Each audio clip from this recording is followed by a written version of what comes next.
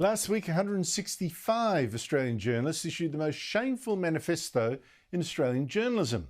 These journalists, many from the left-wing Guardian and the ABC, backed by the Journalists' Union, signed this open letter demanding that, in effect, media outlets treat Israel as a genocidal state. These journalists ordered the media to give adequate coverage, in their view, to the supposed war crimes, genocide, ethnic cleansing and apartheid of, well, they obviously meant Israel. Not once did they attack Hamas like this, which is in fact genocidal. In fact, they demand the media treat Israel's leaders as no more trustworthy than those of Hamas, these lying Islamist terrorists, rapists, kidnappers and head hackers. As they put it, media outlets should apply as much professional scepticism when relying on uncorroborated Israeli government and military sources as is applied to Hamas. And they go on, don't think this current war started with the October 7 massacre by Hamas of 1,200 Jews. Joining me is Tony Thomas, journalist, former editor, Quadrant columnist and author of many books, the latest, Anthem of the Unwoke. Tony, great to see you again. What kind of journalist, you've been in the business for many decades, would sign such an anti-Israel and, in my opinion, effectively pro-Hamas letter? Where are they from?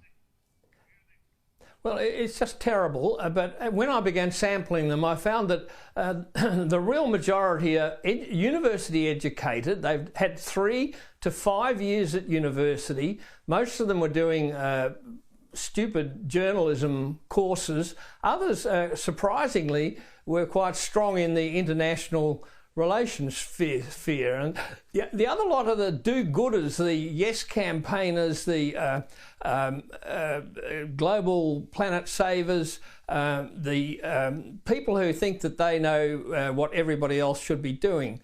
Well, then there's the cartoonists. There were 4 of Australia's prominent cartoonists signing. There's all the identity politics and the sorts of people who have no self-awareness. They bang on about how journalists must do the right thing, and they're advocating the worst possible form of journalism, bias. Yeah, I noticed you used the word pre-formulated. How can you be a do-gooder? You're a do-gooder and you find yourself effectively helping, even if you don't mean to, some of the world's worst terrorists. I don't quite get it. Now, listen, tell us about some of the names. Start with Karen Percy. Look, this is the thing. Most of these people I've never heard of, right? And almost none have risen any distinction in the media, apart from a couple of the cartoons. Tell us, first of all, about her. Well, she's the leading light in the media section of the Media and Arts Alliance, and she seems to be freelancing in her private life.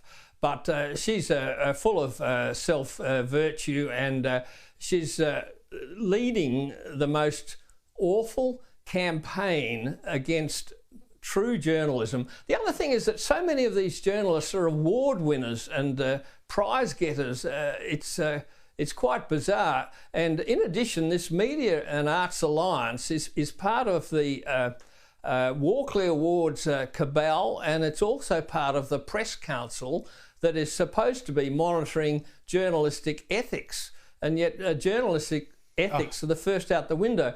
Just by the way, you've vastly underestimated the numbers here. It was 160. It immediately doubled to 300, basically over the weekend. Oh my God! But these petitions have. Oh, you've heard nothing yet, Andrew. These petitions have been going since 2021. In October, there was a petition by both the arty crowd and the journalistic crowd, and they had 1,700. Then there was a new petition by the MEAA, that's the Union, Advocates for Palestine, that had 571. And the numbers, and apart from the ones that are signing... No, stop there's a section at the bottom of some of these petitions.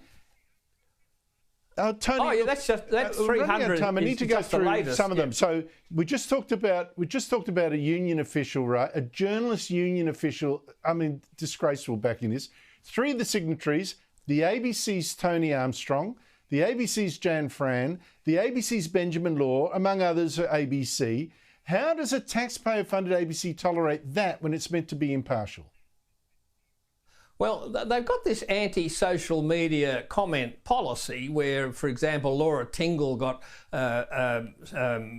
rebuked for talking about ideological bastardry of the coalition. Now, how is it any different if they're publicly naming themselves on the most grotesquely biased, hateful, anti-Israel petitions by the hundred, and the ABC won't even do any disciplining? And the real reason, I think, is that the MEAA is standing behind these journalists ready to take out strikes or, in other words, punish any employer who dares to take any retaliatory action against these journalists.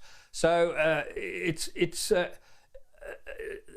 Lee Sales gave a talk, her Andrew Olley lecture, about a month ago, and she admitted that nobody trusts the media these days, and she even cited the fact that the ABC brand has tumbled from 5th to 18th in trust in the last 2 or 3 years. So it was a very good speech of hers, but she just said that all journalists have to have the guts to face up to the fact that the public has had enough of them. The public is extremely sceptical of the media. The public doesn't trust the media. And when you see this, they should be, Tony. They should be. Look, thank you very much. I urge people to read your full evisceration of this scandal on Quadrant Online. Thank you so much for your time.